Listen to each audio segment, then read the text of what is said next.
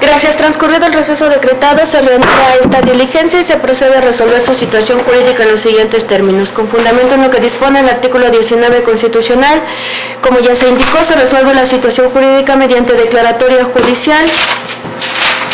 del hoy investigado Kevin Eduardo Vega Cruz, a quien el agente del Ministerio Público le atribuye el hecho delictuoso de extorsión con complementación típica y punibilidad autónoma en agravio de la víctima femenina de identidad resguardada de iniciales SEMH.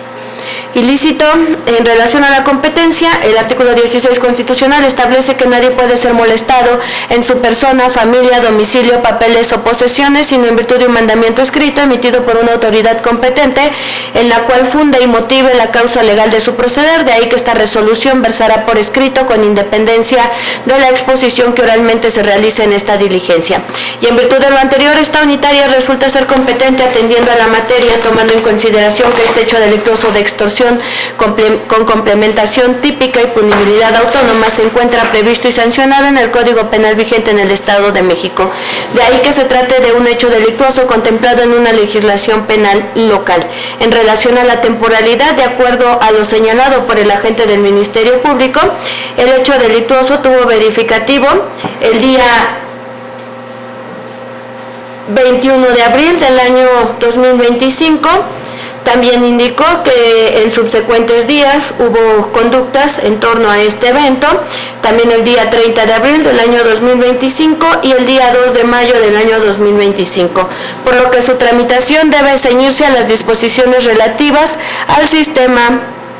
acusatorio, adversarial y oral previsto en el Código Nacional de Procedimientos Penales. Relativa a la competencia en torno al ámbito de validez personal, se toma en consideración que el hoy investigado se trata de una persona mayor de edad, por ende es sujeto de derecho penal. Por cuanto hace al ámbito de validez espacial referido al territorio, tenemos que este evento tuvo verificativo en el municipio de Ecatepec, Estado de México, el cual se encuentra inmerso dentro de este distrito judicial donde esta unitaria se encuentra adscrita y por ende se ejerce la función jurisdiccional en términos del artículo 72 y 73 de la Ley Orgánica del Poder Judicial del Estado de México. Tocante a la competencia subjetiva, esta unitaria no tengo ningún impedimento legal para resolver este asunto, ni tampoco se advierte algún motivo de recusación o excusa. Por lo que hace el fundamento legal de la presente determinación, este se encuentra contenido en el artículo 19 constitucional, así como también en el artículo 303 en sus párrafos 3 y 4 de la Ley Adjetiva de la materia,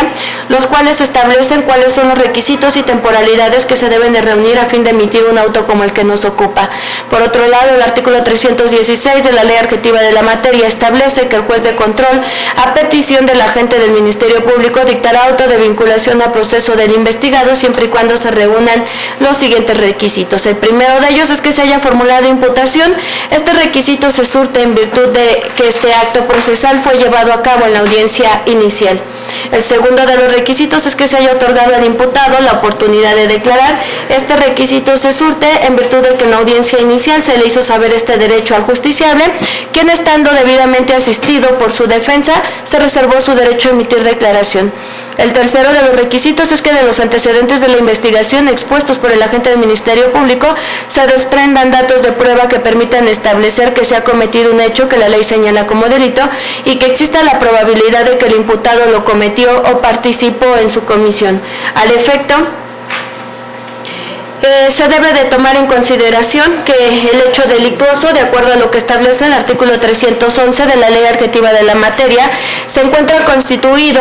por las circunstancias de tiempo, lugar y modo. Es una circunstanciación fáctica, de acuerdo a la descripción típica, conforme a los elementos objetivos, subjetivos y normativos del tipo penal.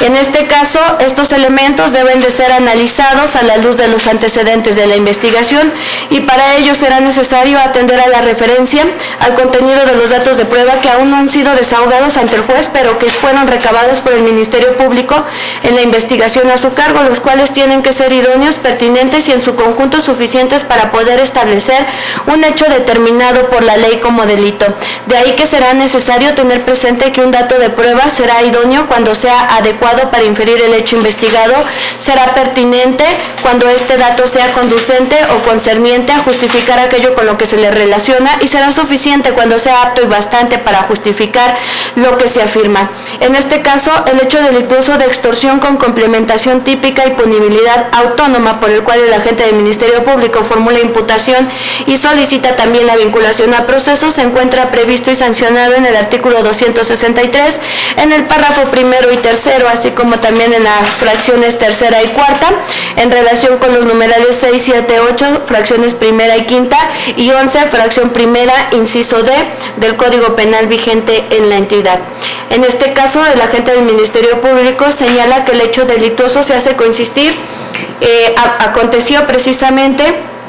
señalando como antecedente que el señor Jesús González Vargas es propietario de un vehículo tipo motocicleta de la marca itálica, modelo FT250, color negro con naranja, año modelo 2015, modelo de serie 3SCP FTHEJF10033157,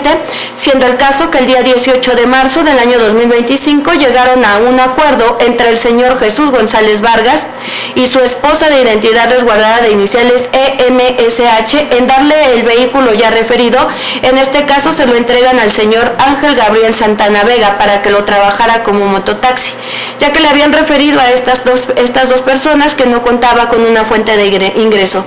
Por tal motivo, llegaron al acuerdo estas dos personas de darle a trabajar la motocicleta para que se le hiciera una adaptación y colocarle una calandria y trabajar como mototaxi. Por tal motivo, el 19 de marzo del año 2025 se presentó el señor Ángel Gabriel Santana Vega en el domicilio de estas personas para recoger dicho vehículo ya adaptado con la calandria y llegando a un acuerdo de forma verbal en donde se les iba a entregar como cuenta diaria la cantidad de 150 pesos, laborando en un horario de 6 de la mañana a 20 horas. Todo transcurrió de forma normal hasta pasados 20 días, donde ya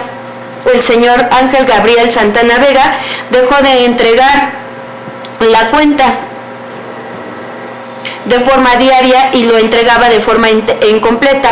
haciendo y disponiendo del vehículo para uso particular. Es por tal motivo que la víctima de identidad reservada ya antes señalada, el día 19 de abril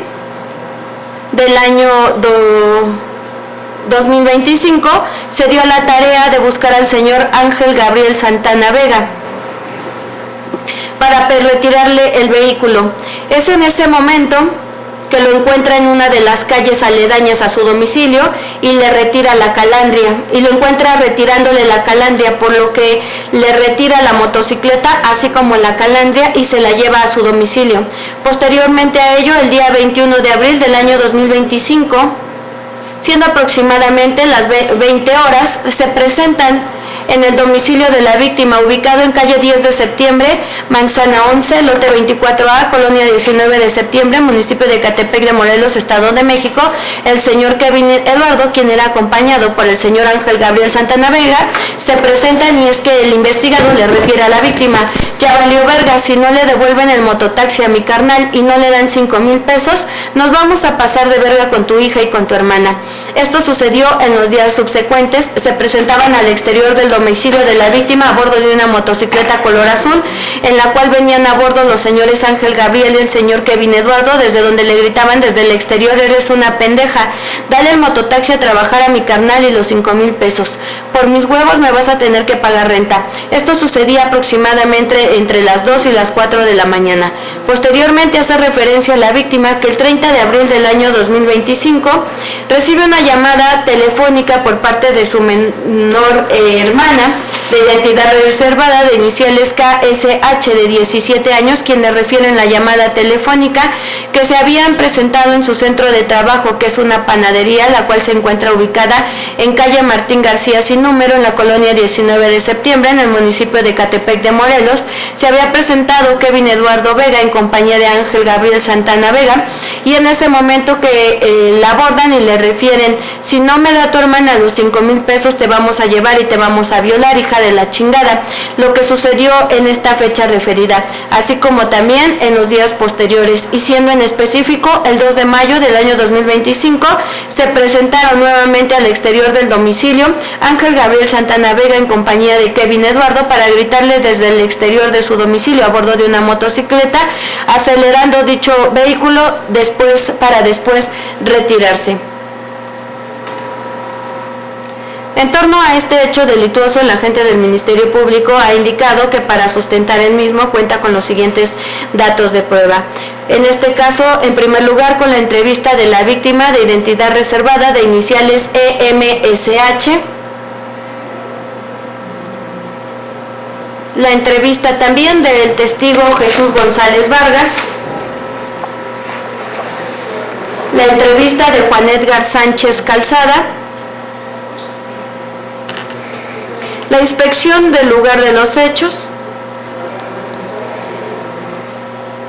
la inspección respecto de otro lugar en donde fue interceptada la hermana de la víctima, la entrevista de la femenina de identidad reservada de iniciales EMSH, la entrevista nuevamente de Jesús González Vázquez, una inspección de factura, de contrato de compraventa, una inspección de las videograbaciones presentadas por la víctima, una medida de protección que le fue impuesta a la víctima y una entrevista de Jesús González Vargas.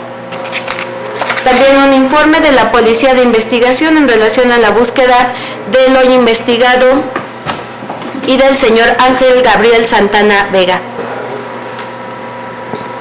Estos datos de prueba, si bien es cierto, fueron incorporados en términos de lo que establecen los artículos 259 y 261 del Código Nacional de Procedimientos Penales, ya que al efecto fueron recabados con las formalidades legales para ello. No obstante a lo anterior, los mismos, y atendiendo a las circunstancias que en un momento voy a hacer notar de cada uno de estos datos, resultan insuficientes para poder justificar la teoría fáctica que establece el agente del Ministerio Público. Lo anterior es así, tomando en consideración, en primer lugar, la teoría fáctica que establece el agente del Ministerio Público, en la cual se puede advertir que de acuerdo a esta teoría, se desprende que es el señor Jesús González Vargas junto con su esposa quienes de manera verbal realizan, en este caso, un contrato con el señor Ángel Gabriel Santana Vega de prestación de servicios. En este caso, se comprometieron tanto el señor Jesús González Vega Vargas como la víctima, le dieron a trabajar una motocicleta al señor Ángel Gabriel Santana Vega y establecieron e incluso pactaron las circunstancias en que se realizaría esta prestación de servicios, ya que el señor Ángel Gabriel Santana Vega le iba a entregar a estas personas la cantidad de 150 pesos diarios como motivo de una cuenta y posteriormente iba a trabajar, incluso se señala las fechas y los horarios en que iba a estar trabajando. Y esto se corrobora precisamente, como lo señaló el agente, con las entrevistas de la víctima EMSH y del señor Jesús González Vargas, en las cuales hacen referencia también a esta prestación que iba a dar el señor Ángel Gabriel Santana Vega trabajando con este bicitaxi, puesto que hacen referencia a que acudió desde marzo a su domicilio. Y aquí el agente del Ministerio Público no es claro en señalar si esta prestación la iba a realizar con el señor Jesús, quien es el dueño de la motocicleta, o bien si la iba a realizar con la víctima de identidad resguardada de iniciales SEMH, ya que dice que entre los tres se pusieron de acuerdo sin poder determinar cómo fue esta situación en que se arribara a este acuerdo para prestarle la motocicleta.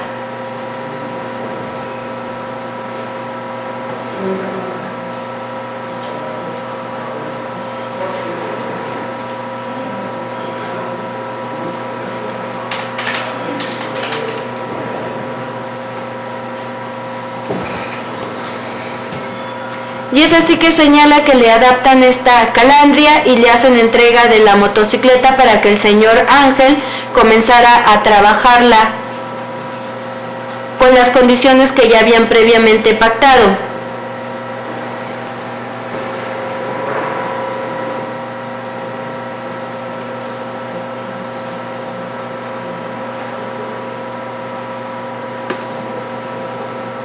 Esto lo señalan ambos testigos de manera idéntica, como si ambos testigos le hubieran entregado la calandria y hubieran realizado este contrato, que aunque no se formalizó de manera escrita, sí se advierte que da lugar a un contrato verbal, en donde la víctima y su esposo,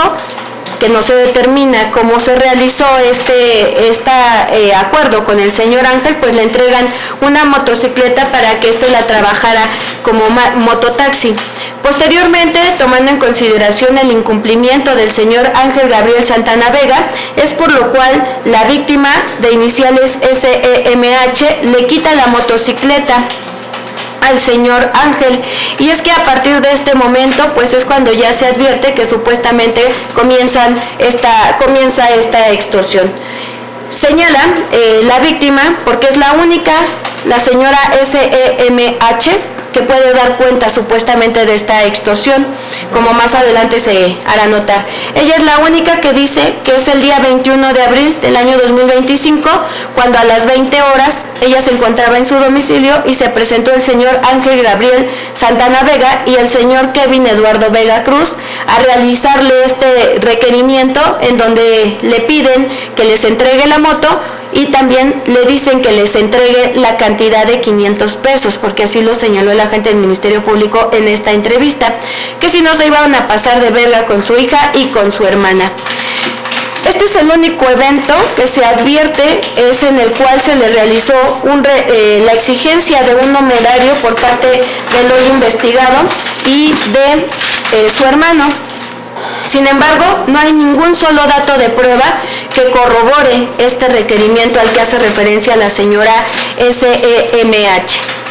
Lo anterior es así, ¿y por qué me refiero a que es el único requerimiento del cual se advierte? Porque después dice que fueron en días subsecuentes cuando Kevin y cuando Ángel iban en una motocicleta y desde su exterior le gritaban que les hiciera el pago de esta cantidad. Sin embargo, el agente del Ministerio Público es un órgano técnico, y sobre todo porque él señala que este hecho delictuoso tiene una consumación con efectos continuados en términos del artículo 8, fracción primera, fracción quinta, el cual establece que es un delito continuado, e incluso este mismo artículo señala que ¿qué debemos de entender por un delito continuado? Que existe unidad de propósito delictivo con pluralidad de conductas e identidad de ofendido, violando el mismo precepto legal. Es decir, el agente del Ministerio Público, como órgano técnico, tiene la obligación de señalar, como ya se dijo, las circunstancias de tiempo, modo y lugar. Y si estamos hablando de un delito continuado, pues debe de hacer referencia a las fechas, a las horas y a los lugares de todos estos conductas, que hay una pluralidad de conductas de acuerdo a esta clasificación, y debe de señalar las fechas, la hora y el lugar, y también el modo de todas estas conductas que le atribuye al hoy investigado. Y en el agente del Ministerio Público, desde su hecho circunstanciado, se limita a señalar que fue el 21 de abril del año 2025 y subsecuentes fechas. Y esas subsecuentes fechas que se le atribuyen al señor Kevin Eduardo, ¿cuándo fueron? ¿A qué hora fueron? ¿En dónde fueron? ¿En qué consistieron? El que me diga que hay subsecuentes fechas no puede ser tomado en consideración para establecer una conducta, una consumación continuada de este hecho delictuoso. Luego pretende subsanarlo señalando que el 30 de abril del año 2025, aproximadamente a las 20 horas con 21 minutos, recibió una llamada de la hermana menor de la víctima, donde ella le dice que el señor Kevin junto con el señor Ángel se constituyeron al trabajo de esta persona a realizarle también diversas amenazas. Sin embargo, esto no encuentra sustento en ninguno de los datos de prueba que fueron expuestos por el agente del Ministerio Público, como se hará notar más adelante.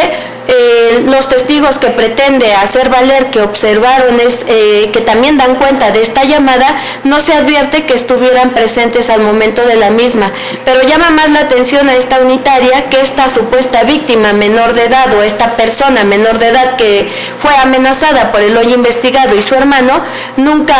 acudió ante la agente del Ministerio Público, o al menos no se me dio cuenta de su entrevista, es decir, que haya corroborado esta supuesta llamada, porque incluso podría ser una víctima esta persona, y el agente del Ministerio Público no se encargó de recabar esta entrevista para corroborar lo que señala la testigo de iniciales SEMH. Ahora bien, esta víctima también señala que con posterioridad en otro evento, ya del día 2 de mayo, sin señalar la hora, nuevamente se presentaron en el exterior de su domicilio el hoy investigado en una motocicleta que aceleraron y le pitaron. De este evento no se logra advertir cómo es que realizan nuevamente la misma conducta de extorsionarla, que si pasaron en una motocicleta, tanto el investigado como su hermano, pues tenía que indicar a qué hora pasaron. Pero como se verá más adelante, este hecho, como quedó debidamente evidenciado, no pudo ser así, porque el día 2 de mayo del 2025, de acuerdo a un registro nacional de detenciones, el hoy investigado ya se encontraba asegurado desde el día 1 de mayo del año 2025. Entonces tenemos que la única conducta que pudiéramos tomar en consideración realizó el hoy investigado aconteció el día 21 de abril del año 2025, en donde la víctima dice que fue con su hermano a realizarle esta exigencia de pago. Sin embargo, este es el único dato que establece esta circunstancia, porque debemos de tomar en consideración que el señor Jesús González Vargas, cuando declara en iguales circunstancias como si él fuera el que realizó la entrega de la motocicleta al hermano del hoy investigado, como si él fuera el que se puso de acuerdo, únicamente en relación a este evento, él señala, pero que fue el día 9 de abril del año 2025. Y si bien el agente del Ministerio Público dice que es un error, pues esto no quedó debidamente justificado, porque si era un error, entonces hubiera llamado al Señor Jesús para que rectificara y dijera que se había equivocado en esta entrevista y que realmente esta conducta había acontecido de acuerdo a lo que señaló el agente del Ministerio Público el día 21 de abril del año 2025, pero no realiza ninguna acción y se queda con esta entrevista, que incluso esta unitaria advirtió la mendacidad con la que también se condujo el agente del Ministerio Público, porque en su primera intervención me dijo que el testigo había señalado 21 de abril del año 2025, cuando quedó evidenciado por la defensa que este testigo no dijo esta fecha. Este testigo dijo el día 9 de abril del año 2025 y así estaba en la entrevista. Y no hay ningún dato de prueba que haya realizado el agente del Ministerio Público que se advierta que se trate de un error. Por lo tanto, el señor Jesús no corrobora esta fecha.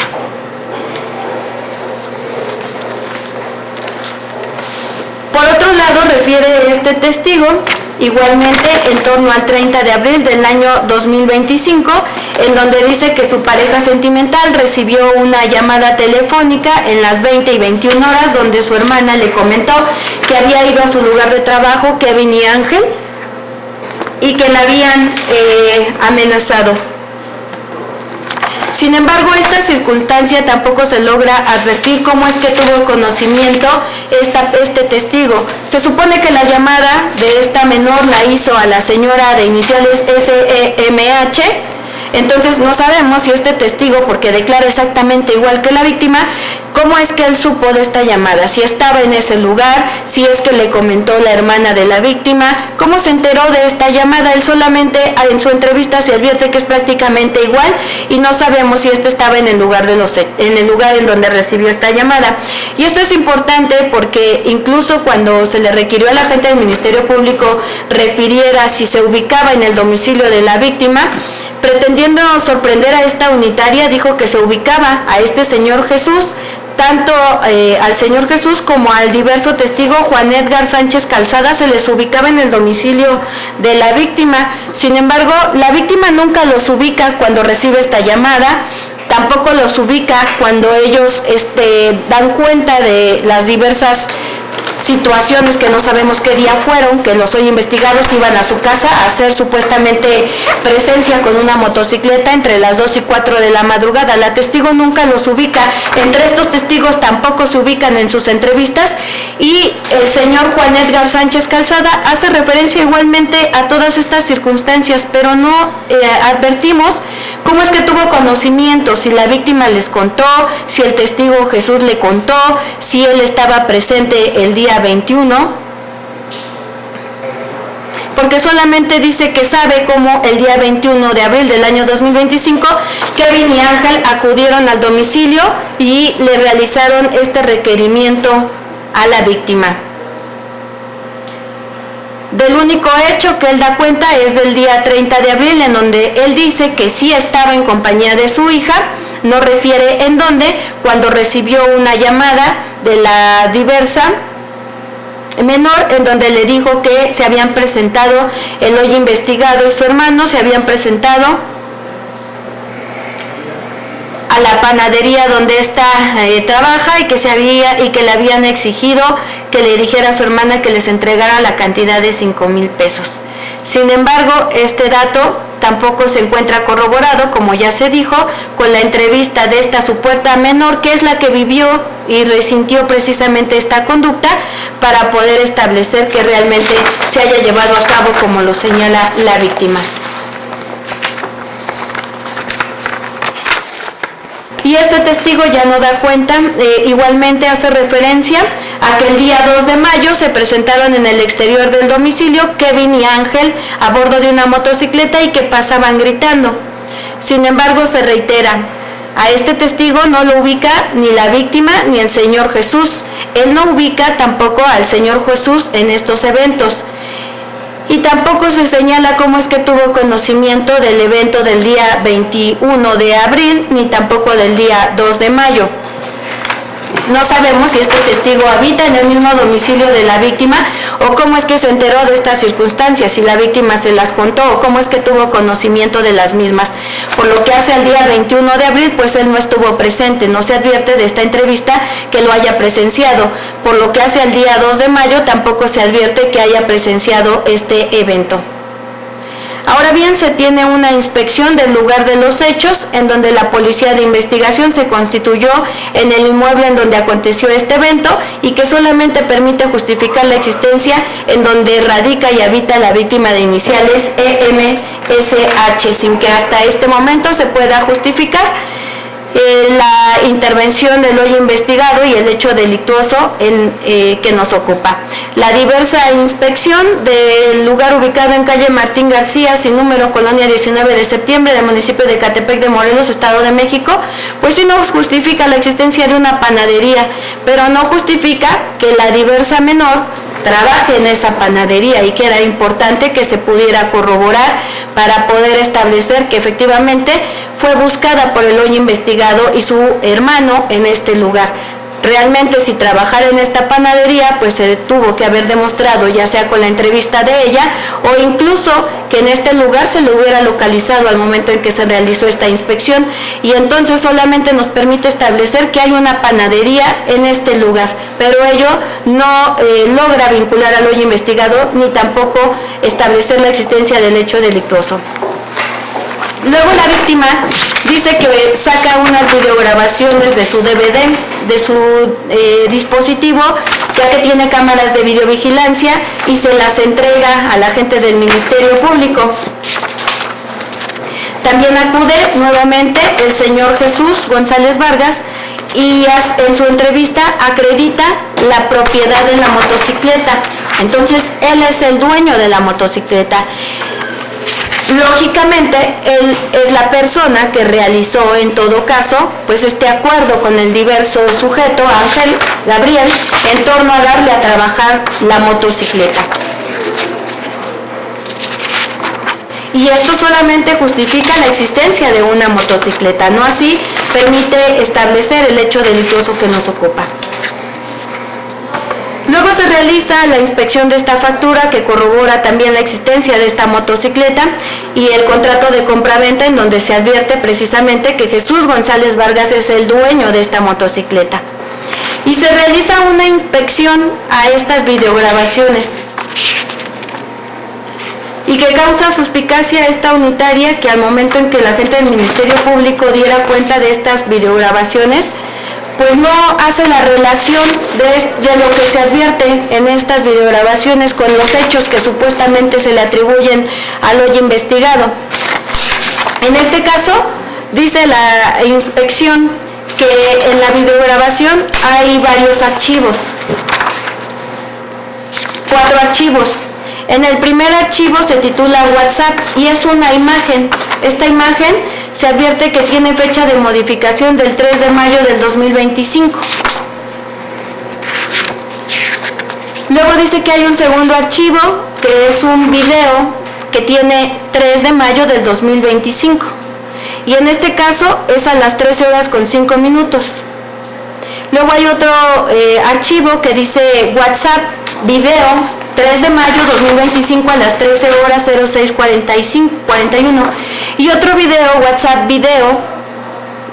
titulado WhatsApp video 25:05:03 a 15:07:43. Esos son los nombres de los archivos. Y luego dice que abre el primer video y en la pantalla se ve una imagen de un sujeto del sexo masculino de complexión delgada, de tez morena, que viste una playera de color negro y con manga y trae una gorra tipo Jordan. Pero este sujeto, ¿quién es? ¿En qué momento el agente del Ministerio Público relaciona a este sujeto con el hoy investigado? Ni siquiera por la media afiliación hizo referencia a que se tratara del justiciable. Luego dice que hay un segundo archivo que se ve una calle y se ve pasar una motocicleta que va tripulada por 2 personas. ¿Y estas personas quiénes son? ¿Cómo se relacionan con estos hechos? ¿Cómo se relacionan con el hoy investigado? ¿Cómo podemos saber que una de estas 2 personas es el investigado? Dice que se advierte que pasan por algunos segundos a muy baja velocidad y que después aceleran y se retiran de este lugar. En el archivo número 3 dice que hay una persona del sexo masculino que llega, se para frente al domicilio y esta persona saca una cajetilla de cigarros, comienza a fumar, se queda mirando hacia la cámara. ¿Y esta persona quién es? ¿Cómo sabemos que es el hoy investigado o que es su hermano? El agente del Ministerio Público no relaciona a esta persona con estos hechos, ni con el justiciable. En el archivo número 4 se alcanza a distinguir durante la grabación la llegada de un sujeto masculino que lleva un líquido en sus manos, se dirige a la fachada de la víctima y coloca la sustancia en este zaguán. Y nuevamente, esta persona, ¿quién es? ¿Qué características tiene? ¿Cómo lo relacionamos con el hoy investigado? ¿Cómo sabemos que fue él o fue su hermano el que fue a este lugar y hizo esta actuación? ¿Y de qué fecha son? Posteriormente quedó evidenciado, de acuerdo a los argumentos de la defensa, las fechas de estos archivos que se advertían en estos archivos, y señaló la defensa, y lo cual no fue controvertido por el agente del Ministerio Público, que el archivo 2 era de fecha 2 de mayo del año 2025 y el archivo 3 era de fecha 30 de abril del año 2025.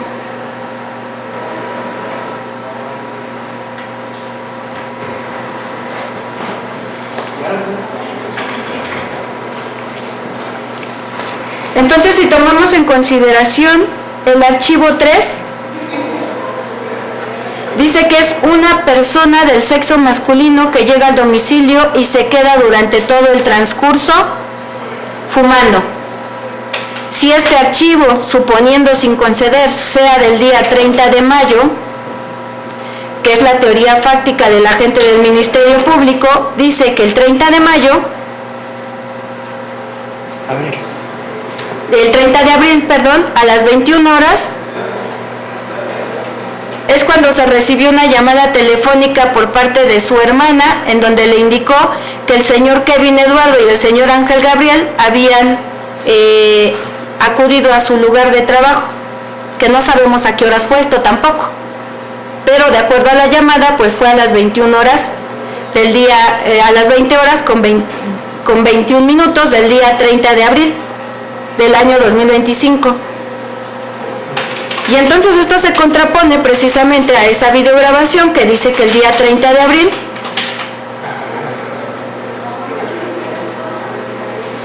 se logra advertir a una persona que se queda en el domicilio de la víctima fumando, que no sabemos si es el señor Kevin, es el señor Rangel o quién es esta persona.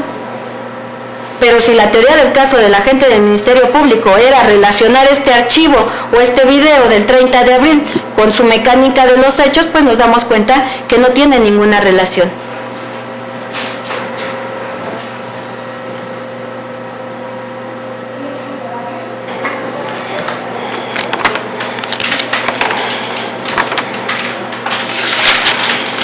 Ahora bien, de los argumentos de la defensa se advierte que por lo que hace al día 2 de mayo, que es el archivo 2,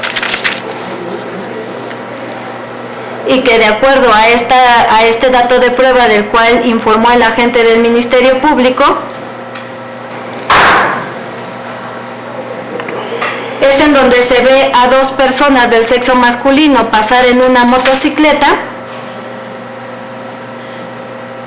¿Cómo va a ser esta circunstancia relacionada con el hoy investigado si el día 2 de mayo él ya estaba detenido? Porque el Registro Nacional de Detenciones dice que lo detuvieron desde el 1 de mayo del 2025 a las 8 horas con 5 minutos. Entonces, si la teoría del caso, lo que pretende la gente del Ministerio Público es hacer creer a esta unitaria que una de las personas que se ve en este video del 2 de mayo es el hoy investigado y que por ende acudió este día al domicilio de la víctima, pues esto resulta totalmente ilógico, que ya estaba detenido desde el 1 de mayo y ese día pasara en la motocicleta. Todo lo cual evidencia la mendacidad con la que se han conducido durante toda la integración de la carpeta, tanto el agente del Ministerio Público como las víctimas de los presentes hechos.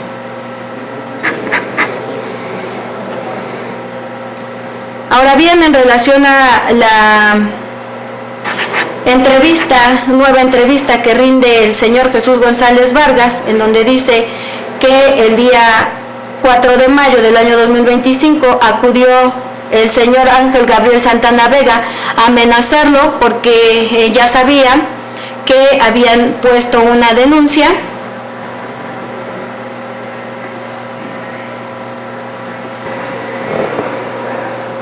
y que también hay un informe de la Policía de Investigación en donde se constituyó en el domicilio del hoy investigado y de su hermano, en donde le informaron que estos ya no se localizaban, pues estos datos de prueba tampoco aportan ningún dato relevante en torno al hecho delictuoso que nos ocupa, solamente una supuesta amenaza que recibió el señor Jesús González Vargas el día 4 de mayo del año 2025. No escapa a esta unitaria que aun y cuando el hoy investigado y la defensa no tienen la obligación de acreditar su inocencia, se incorporaron ante esta unitaria precisamente diversos datos de prueba, como lo son el Registro Nacional de Detenciones de fecha 1 de mayo del año 2025 a las 8 horas con 5 minutos de la noche. También se incorporaron las copias autentificadas respecto de una carpeta de investigación por un hecho delictuoso de encubrimiento, de un acuerdo de inicio, de la carátula del acuerdo general con su número de NIC y NUC, así como también un acta mínima de la carpeta 1080 del 2025 de fecha 6 de mayo del año 2025 y los testimonios de María Guadalupe Vega Cruz y Mariana Jocelyn Vega Cruz. En relación a estos datos de prueba fueron incorporados en términos de lo que establecen los artículos 20 constitucional en relación con el artículo 314 de la ley adjetiva de la materia, y los cuales podemos advertir que corroboran precisamente esta teoría del caso de la defensa en torno a que uno de los eventos que se le atribuye al hoy investigado, que fue el día 2 de mayo, no pudo haber acontecido como lo señala el agente del Ministerio Público, ya que el justiciable se encontraba privado de su libertad. Esto atendiendo a que tanto María Guadalupe Vega Cruz como Mariana Jocelyn Vega Cruz han señalado ante esta unitaria, una vez que fueron protestadas para conducirse con verdad y sabedoras de las consecuencias de faltar a la misma, manifestaron que el hoy investigado fue asegurado por la comisión supuestamente de un hecho delictuoso diverso el día 1 de mayo del año 2025, y esto se ve corroborado precisamente con el Registro Nacional de Detenciones, en donde se pudo advertir, e incluso el jefe del Ministerio Público constató que en cuanto a la detención fue el día 1 de mayo del año 2025 a las 8:05 p.m. Es decir, el justiciable ya estaba detenido desde un día antes al hecho, a una de las conductas que se le atribuyen, que fue el día 2 de mayo del año 2025. Y esto no puede ser un error, porque debemos de tomar en consideración la importancia que tiene el Registro Nacional de Detenciones. Este Registro Nacional se instauró con motivo del caso emblemático de Rosendo Radilla Pacheco, que fue una persona que desapareció por autoridades de militares del Estado de México, autoridades militares. Con motivo de esta desaparición, pues es que se instaura la Ley General de Detenciones, en donde se establece que todas las detenciones que realice cualquier autoridad deben de estar registradas en este sistema.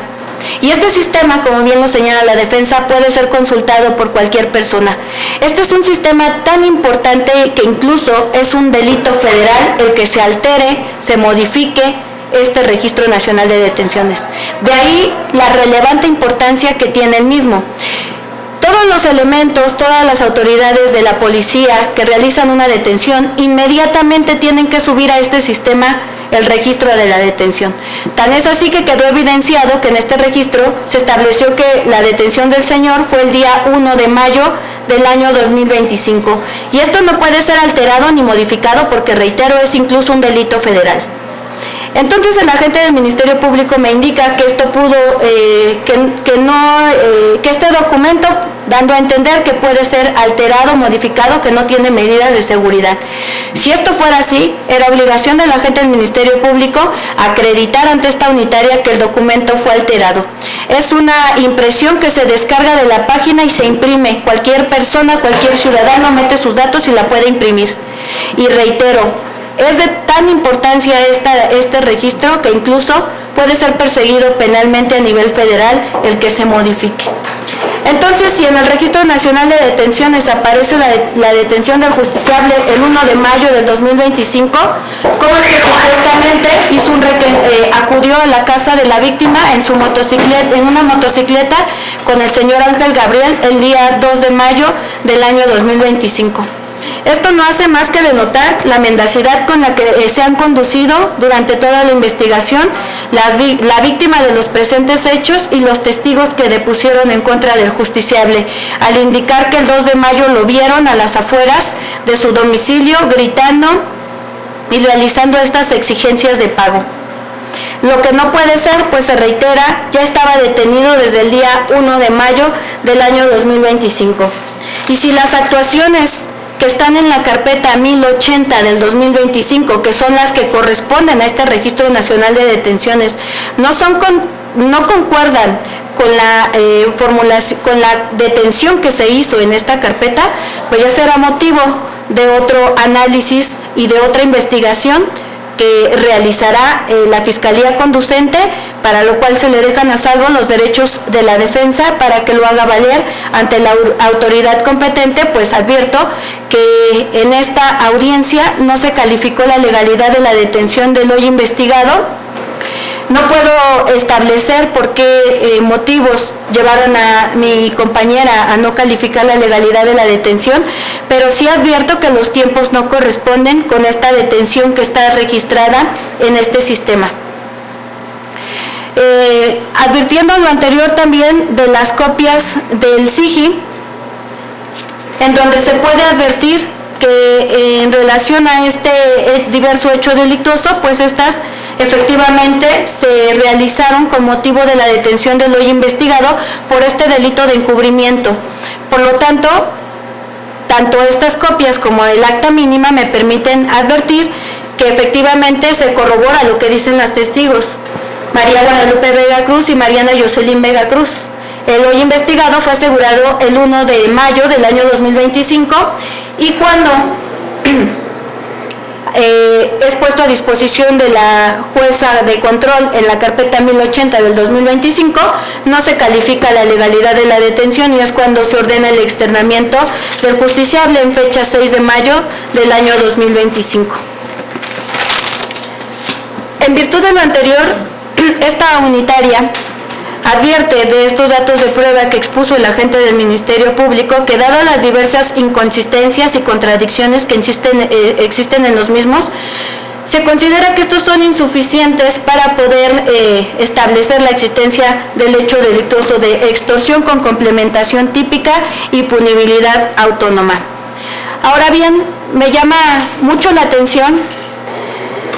que la víctima refiera que el hecho tuvo verificativo, el único hecho que podemos establecer que señala la víctima aconteció el 21 de abril del año 2025 y no hiciera ninguna denuncia ante el agente del Ministerio Público casualmente hasta el día 3 de mayo del año 2025, es decir, 2 días después de que había sido asegurado en la agencia, en la Fiscalía de Coacalco. Y esto es así, lo que me llama la atención es que todo se inicia en la agencia de Coacalco. Es decir, la víctima dice que los hechos son en Ecatepec. Entonces, tendría que acudir, lo lógico es que tendría que acudir a la agencia más cercana a su domicilio, que en este caso es la agencia de San Agustín, de la cual viene el agente del Ministerio Público. Pero no, se va supuestamente hasta Coacalco a rendir su entrevista. Y esto es muy importante y también me genera suspicacia porque ¿de qué manera el agente del Ministerio Público que acude a esta audiencia solicita una orden de aprehensión si ante él no se hizo ninguna denuncia? La denuncia se hizo en Coacalco con un agente del Ministerio Público de nombre Karen Rojas Martínez. Entonces, ¿cómo el agente del Ministerio Público solicita una orden de aprehensión desde su fiscalía en San Agustín si ante él nunca se le había hecho ninguna denuncia? La denuncia se hizo en Coacalco. ¿Por qué me llama la atención? Porque precisamente en la carpeta de encubrimiento, seguramente, se inició en Coacalco. Y de ahí, las víctimas fueron hasta Coacalco. ¿Cómo llegaron ahí? No lo sé. ¿Por qué llegaron ahí? Tampoco lo sé. Porque la gente del Ministerio Público pretende justificar esta actuación diciendo que hay una colaboración en fiscalías. Sí, claro que puede haber una colaboración, pero para que exista esta colaboración primero tiene que haber un mandamiento. Es decir, primero el agente del Ministerio Público que recibió a las víctimas, que tuvo que haber recibido a las víctimas en Ecatepec, iniciar la carpeta y mandarla a Coacalco para la colaboración. Y si así fue, ¿por qué después Coacalco la regresa a Ecatepec para que la gente del Ministerio Público de ahí, de San Agustín, la traiga a formulación de imputación por cumplimiento de orden? Esto es una cuestión ilógica. Si se manda para Coacalco para que auxilien, pues ahí se debe de quedar y ellos deben de traerla aquí. Pero no, supuestamente se manda de San Agustín a Coacalco, de Coacalco se regresa a San Agustín. Entonces, esto no guarda lógica y sobre todo porque la misma ley de la Fiscalía General de Justicia del Estado de México establece en su artículo 30 que para ejercer las funciones la Fiscalía se va a dividir el trabajo por especialización y por organización territorial. Esto implica que los agentes del Ministerio Público van a estar divididos territorialmente y solo van a conocer de los delitos que se susciten dentro de ese territorio, y de especialización atendiendo al tipo de delito. Hay especializada en secuestro, hay especializada en robo de vehículo y hay especializada en violencia de género. Entonces, en materia, de manera territorial, también están divididos. Ecatepec, hay una fiscalía en Ecatepec, hay una fiscalía regional en Ecatepec, hay una fiscalía de robo de vehículos y hay una fiscalía también en Coacalco. Entonces, si este evento tuvo verificativo en Ecatepec, quien tendría que conocer es la agencia del Ministerio Público más cercana, que es San Agustín, o en su caso, la Fiscalía Regional, que está en San Cristóbal, pero no la Fiscalía de Coacalco. Aún y cuando tengan una fiscalía ahí, no tendría que conocer la misma. Lo que permite deducir a esta unitaria que esta investigación ha estado fabricada desde que se solicitó la orden de aprehensión e incluso desde que lo haya investigado fue puesto a disposición por un delito de encubrimiento por receptación, de donde podemos advertir por qué es que las víctimas fueron llevadas a Coacalco. Si es un delito de encubrimiento por receptación, en este caso de un vehículo, lo llevaron a Ocra, Coacalco, y por eso las víctimas fueron a Ocra, a Coacalco, a realizar su denuncia, porque usted ya estaba detenido por un delito diverso relacionado con un vehículo que tenía posiblemente reporte de robo. Por eso lo llevaron a Ocra, Coacalco, por eso ahí armaron todas estas entrevistas y ya después las pretenden regresar a la Fiscalía de San Agustín para que la traigan ante esta unitaria y justificar por qué la triangulación de esta investigación. Y ello también atendiendo a las diversas inconsistencias en las entrevistas de la víctima, de los testigos, pues es lo que me permiten advertir esta manipulación de la investigación por parte de la Fiscalía de Coacalco, la Fiscalía de Vehículos, en concordancia con la Fiscalía de San Agustín.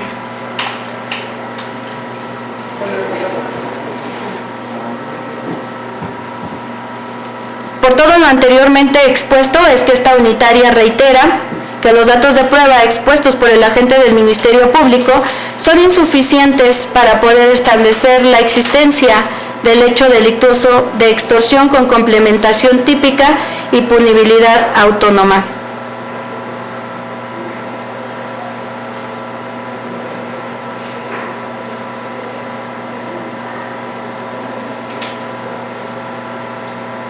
Ante ello se concluye que los datos de prueba que obran en la carpeta de investigación deben de ser suficientes para establecer que se ha cometido un hecho determinado por la ley como delito bajo las circunstancias de tiempo, modo y lugar, y no solo que exista la presunción de su existencia, sino que ésta se encuentre razonadamente sustentada con los datos de prueba. Por lo que en el particular considera esta unitaria los antecedentes de la investigación realizada no se desprenden datos suficientes que permitan establecer la existencia razonada del hecho que la ley determina como extorsión con complementación típica y punibilidad autónoma en los términos que ha pretendido el agente del Ministerio Público. Por lo tanto, para la emisión de un auto de vinculación a proceso es menester verificar si se cumple con los lineamientos de la redacción del artículo 19 constitucional, pues para no ir más allá de la directriz constitucional, solo deben atenderse al hecho ilícito, a la probabilidad de que el indiciado lo cometió o participó en su comisión, y para ello esta unitaria debe de examinar el grado de razonabilidad, teniendo como factor principal la duda razonable para concluir si se justifican o no los extremos legales para la emisión de un auto de esta naturaleza, tomando en cuenta como normas rectoras, entre otras, la legalidad, si se citaron hechos que pueden tipificar delitos e información que se puede constituir como datos y no pruebas, la ponderación en esta etapa entre la versión de la imputación, la información que la puede confirmar y la de la defensa, la proporcionalidad, lo adecuado y lo necesario de los datos aportados por ambas partes para el dictado de esta vinculación. En virtud de lo anteriormente expuesto, se estima que en el particular no se reúnen los requisitos del artículo 19 constitucional en relación al artículo 316 de la Ley Adjetiva de la materia, ya que los datos de prueba son insuficientes para establecer de manera razonada la existencia del hecho delictuoso que nos ocupa, resultando innecesario entrar al estudio de la probable intervención del imputado en su comisión y por ende, a las 13:04 del día 14 de mayo del año 2025, se dicta auto de no vinculación a proceso en favor de Kevin Eduardo Vega Cruz por el hecho delictuoso de extorsión con complementación típica y punibilidad autónoma en agravio de la víctima mujer de identidad resguardada de iniciales SEMH. Ilícito previsto y sancionado en el artículo 266, párrafo primero y tercero, y fracciones tercera y cuarta en relación con los numerales 6, 7, 8, fracciones primera y quinta, y 11, fracción primera, inciso D, todos ellos del Código Penal vigente en la entidad. En virtud de esta determinación, se ordena la inmediata libertad del hoy investigado, siempre y cuando no se encuentre detenido por otro delito o a disposición de autoridad diversa. Se hace saber a las partes que cuentan con 3 días hábiles para interponer el recurso de apelación en caso de encontrarse inconformes con esta determinación en términos del artículo 471 de la Ley Adjetiva de la materia. Igualmente se ordena la notificación de la víctima, así como de su asesor jurídico, lo acontecido en esta diligencia, la determinación que ha sido emitida, así como el plazo con el que cuenta para inconformarse con la misma. Atendiendo a la actuación advertida en esta audiencia, por lo que hace al agente del Ministerio Público de Coacalco, Karen Rojas Martínez, así como también la intervención del agente del Ministerio Público en esta diligencia, se ordena dar vista a la Visitaduría General de Justicia del Estado de México para que verifiquen si la actuación de los agentes del Ministerio Público fue realizada de manera legal, y en este caso de advertir alguna responsabilidad administrativa o incluso penal, den vista a la autoridad competente para que se inicie la investigación conducente, debiendo informar esta unitaria en el plazo de 3 días hábiles el cumplimiento a este mandato, bajo el apercibimiento que en caso de no hacerlo serán acreedores a una medida de apremio de 30 unidades de medida y actualización. Se autorizan copias de la videograbación y del acta mínima, también de la pieza escritural que en su momento obra en el sistema, las cuales quedan bajo su más estricta responsabilidad. ¿Alguna otra petición, agente? No otra petición, señoría. ¿Defensa? Sí, señoría, 3 peticiones. La primera, solicitaría por triplicado copias certificadas del audio y video de la presente, así como del acta mínima, señoría. Segunda, señoría, afablemente en términos que expone el numeral primero, párrafo tercero, así como el octavo, 14, 16 y 20 constitucionales, concatenados con el artículo 97, así como el 101 de la Codificación Adjetiva Nacional, solicitaría a usted, señoría, afablemente me tuviese bien admitir la incidencia denominada nulidad, a razón que, como ya ha quedado evidenciado, señoría, solicitaría la nulidad total de las entrevistas de la víctima EMSH de data 3 de mayo del año 2025 a las 2 horas o 9:13 minutos, emitidas especialmente en el Centro de Justicia de Coacalco. Como una segunda nulidad, solicitará la nulidad de la entrevista del señor Jesús González Vargas del data 3 de mayo del año 2025 a las 4 horas con 55 minutos. Incluso esa entrevista es muy viciada, toda vez que, como usted ya nos dio cuenta, pues incluso hace referencia de que varían las fechas con respecto a los acontecimientos. También en esa lista se solicitará la nulidad de la entrevista del señor Juan Edgar Sánchez Calzada de data 3 de mayo del año 2005 a las 6 horas con 12 minutos, incluso porque todas esas entrevistas narran que, pues, de hecho, mi representado había participado en el hecho que la vecina cometió extorsión. El día 2 de mayo ya ha quedado resuelto por usted que ese acontecimiento no puede haber sido así, señoría. Cabe destacar que, como usted ha dado cuenta, incluso ya se dio vista a la Visitaduría perteneciente a la Fiscalía de Justicia, pues la mendacidad con la que se ha conducido el agente del Ministerio Público y la mala fe, tanto de la víctima como de la Fiscalía. Como yo se lo dije en el debate, él es un órgano investigador, protector de derechos humanos, garante precisamente de la sociedad. Él debe de proteger,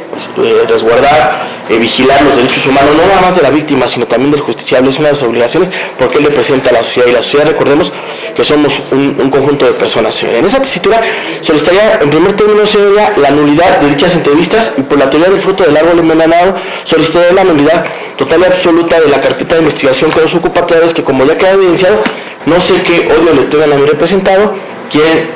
afectarlo forzosamente, y más adelante le daríamos pauta que, si usted no decantara por esa nulidad, a que se recabara otra nueva entrevista, la acomodaran y pues dieran ejercicio a una posible investigación y hacer una línea. Por eso es la importancia de esa nulidad, señoría. En ese sentido, incluso estaremos en presencia de un sobreseimiento, el cual usted, de manera de oficio, si usted así lo considera, pues decantar favorable, pero considero que la nulidad estamos en los supuestos, señoría, y pues agradecerle la legalidad con la que nos ha resuelto y la protección de los derechos humanos que ha vertido a mi representado. Y como última petición, señoría, le solicitaría que se le requiriera al director del centro carcelario donde se encuentra recluido mi representado, que en un plazo no mayor a 3 horas lo pongan en inmediata libertad, ya que él lleva detenido desde el 1 de mayo, su señoría. Y no esperemos a que nos sorprenda, no, con todo respeto lo digo, la fiscalía, a esperarnos a las 11:30 de la noche aquí afuera, con un grupo de personas que ahora por algún otro invento de delito, y estemos aquí, esperemos que así no sea, en otros 3-4 días, ya integrada con una nueva carpeta. En esa textura, señoría, considero que si ya se ordenó la inmediata libertad, en un lapso no mayor a 2 horas, 3 horas, se le pueda poner en libertad a mi representado. ¿Sería cuánto, señoría? Gracias. ¿Está de acuerdo con su defensor? De acuerdo, señor. Gracias, agente. Ninguna otra petición, señoría. En torno a la nulidad que está solicitando la defensa, licenciado.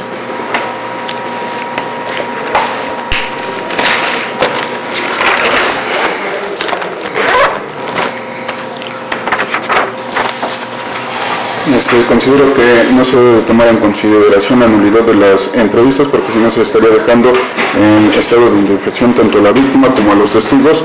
y en este caso, toda vez de que están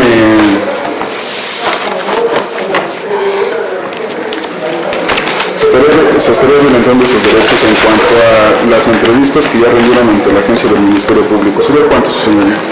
Gracias. ¿Algo más, defensa? Sí, señoría, como le he dado cuenta, pues son entrevistas que, como usted resolvió, señoría, nos logramos evidenciar que son entrevistas viciadas, son entrevistas rendidas de mala fe, las cuales violentan los derechos humanos como lo establece Pauta y Mandato numeral 97 y 101 de la Codificación Adjetiva Nacional. Motivo por el cual, señoría, deben de ser declaradas nulas, e insistiendo que por la actividad del fruto del árbol enmendado ya dimos cuenta con la mala fe, con todo respeto, que se conduce la Fiscalía, solicitaría la nulidad total de la carpeta de investigación. ¿Sería cuánto, su señoría? Gracias. ¿Está de acuerdo, señor? De acuerdo, señoría. Bien, en ese sentido se cierra el debate y se procede a resolver por lo que hace la nulidad que solicita la defensa en términos de lo que disponen los artículos 14, 16, 20 constitucional en relación con el numeral 97 al 102 de la Ley Adjetiva de la Materia, no se acuerda favorable la petición de la defensa. Lo anterior es así, puesto que esta unitaria lo que ha indicado al momento de resolver es que se advierte mendacidad en las entrevistas de la víctima y de sus testigos, hay inconsistencias, hay contradicciones, pero esto no implica que las mismas hayan sido rendidas, en este caso, sin cumplir con las formalidades legales para ello, y en segundo término, pues que se hayan sido rendidas con violación a derechos humanos. La defensa nos señala cuál es precisamente esta violación, en qué consiste la misma, y por ello es que esta unitaria no declara la nulidad ni de estas entrevistas ni de la carpeta de investigación. Tan es así que se le dejaron a salvo los derechos a la defensa a efecto de que, de considerarlo oportuno y tomando en consideración estas inconsistencias y esta mendacidad con la que las víctimas y los testigos se conducen, pues pueda iniciar el proceso en su contra correspondiente o iniciar alguna investigación. Por otro lado, debemos de tomar en consideración que por lo que hace al sobreseimiento tampoco resulta procedente. El efecto de un auto de no vinculación a proceso no implica que ya termina la investigación, implica simplemente que no hay elementos para continuar en este momento con el proceso, pero precisamente uno de los efectos de la no vinculación a proceso es que el agente del Ministerio Público continúe investigando. Por lo tanto, tampoco es procedente decretar el sobreseimiento en este momento. En virtud de lo anterior, se reitera que no se declara la nulidad de los datos de prueba pretendidos por la defensa. Por otro lado, se le autorizan las copias por triplicado que solicita, y en torno a su inmediata libertad se ordena que en el oficio que se elegirá al director del centro carcelario se le requiera para que a la brevedad posible ordene su libertad. No puedo indicarle un plazo de 2 o de 3 horas porque hay trámites administrativos que se deben de realizar y no puedo yo determinar la duración de los mismos. Entonces, únicamente se va a establecer que sea a la brevedad posible que se ordene su libertad. ¿Alguna otra petición, agente? Ninguna otra petición, señor. Defensa. Señora, perdón, se me pasó también comentarle, con respecto a la orden de aprehensión, ¿se ordenaría su cancelación? La orden de aprehensión ya está cumplida. Ya está cumplido. Ya no se va a realizar ningún trámite. Ah, ok, de acuerdo. ¿Sería cuánto sería? ¿Algo más, señor? Bien, al no haber ningún trámite pendiente por resolver, se declara cerrada esta audiencia.